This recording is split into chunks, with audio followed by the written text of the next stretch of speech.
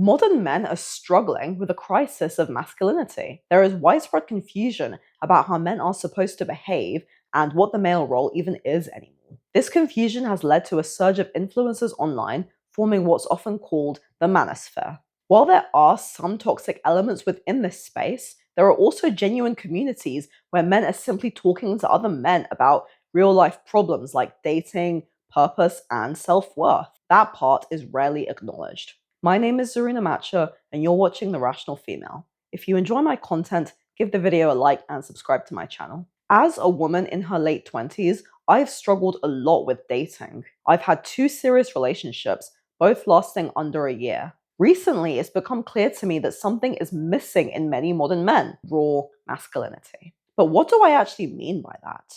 Let's talk about Andrew Tate. He is not a good person, and he is not a good masculine role model. But the real question is, why is he so popular with men? What is it about him that people find attractive? Tate is brash, blunt, assertive, and dominant. He projects confidence, certainty, and a lifestyle that many men aspire to. That combination is extremely compelling, not just to men who want to be like that, but also to many women who are drawn to those traits in men. Of course, Tate is an exaggeration. He is a caricature of masculinity taken too far. During a psychotic episode, I was infatuated with him, so I can definitely understand the appeal. In a world where men are constantly told to soften themselves, suppress masculine instincts, and avoid dominance at all costs, someone like Tate is a shock to the system. He represents the opposite of what modern culture promotes. What many women want is a masculine man who is also a good man.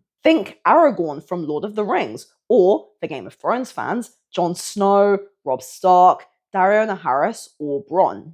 I personally had a long-time crush on Tyrion Lannister. If I were to describe my ideal man, it would be someone like him: intellectual, witty, assertive, brave, and capable of providing. I live in London, a very liberal city, and interestingly, most men I meet actually agree with my views on feminism and woke ideology. But agreement isn't the issue.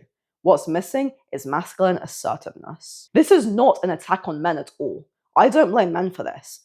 I blame feminism. Feminism has undermined masculinity and encouraged emotionally fragility in men rather than resilience. To be clear, I've met some very decent men and have had some decent boyfriends. I have a very good relationship with my dad and my brother. Most men I've been out with paid for dates, checked I got home safe, and behaved fairly respectfully. And this is coming from someone who is also known genuinely bad men. Most men aren't bad, but some can be awful. I have experienced this. I have found that most modern men lack confident dominance, the kind that deep down many women still desire. At the same time, many men don't even want commitment anymore.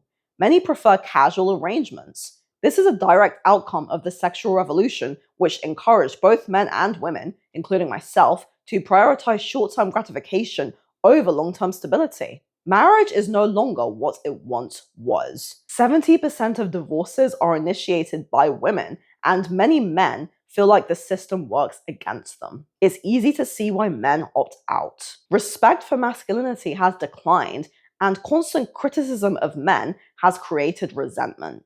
Both sexes have been damaged by the collapse of traditional gender roles. The men of my generation have become soft, and the women have become catty and promiscuous. We've feminized men and masculinized women. My dystopian novel Tic-Tac-Toe explores this, a society where marriage is illegal and men are second-class citizens. You can find the trailer linked in the cards or in the description. Men aren't struggling because they can't express their emotions. They're struggling because they've lost purpose. Men are made to build, provide, and endure. Many now lack resilience, structure, and direction. This is why so many women can't find a man they want to marry. I've never met a man who embodies that strength and wants long-term commitment. That's led me to accept that I may end up unmarried, and honestly, I'm at peace with that. I never set out to pursue casual relationships. I always imagined myself being married by my mid-20s. For most of my life, I believed in love and romance, and now I'm not even sure what real love looks like. I think this is the case for many people now. What's truly sad is that the heroic, stoic masculinity we once celebrated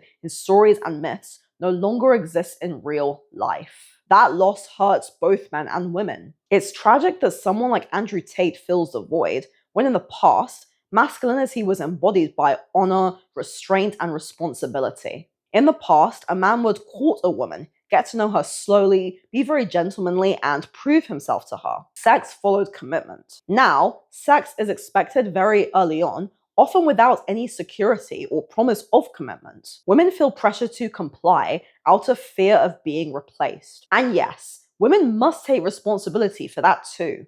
Women have definitely contributed to this because we have been sold the lie of feminism and so-called sexual empowerment. Without clear roles and expectations, everyone is left guessing and confusion breeds resentment.